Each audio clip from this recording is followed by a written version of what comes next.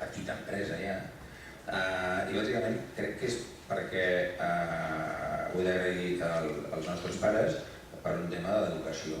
Ens van educar en l'educació de servei, o sigui que ens preocupessin les altres persones i que ens preocupessin en tots sentits. I si això ho apliques al món del comerç, doncs realment és revolucionari, perquè m'imagino que esteu cansats d'entrar a comerços i que no us fotin ni cas.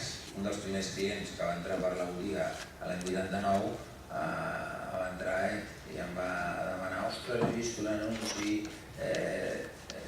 tienda revolucionaria en Barcelona de bicicletas, taller de autorreparación, complementos, accesorios.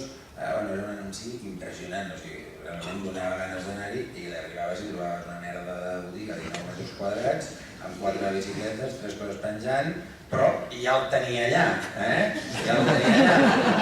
I aleshores, doncs clar, la meva feina era captar-lo, fer-lo trempar, i un d'ells em va dir: i això, el taller d'autorreparació? Dic: hòstia, el taller d'autorreparació. Dic: mira, és aquell banc, l'únic banc que hi ha. I el caporal em diu: mira, em faria falta aquesta clau. Dic: hòstia, no, dic, té, impeles, en aquella època, impeles que estàs pres a comprar a la ferreteria i porten el tíquet. Doncs una mica, això ara, que facturem uns quants milions d'euros i som 60 persones, continua sent igual. O sigui, aquesta agilitat d'empresa privada que no costi fer les coses, jo crec que no es pot perdre.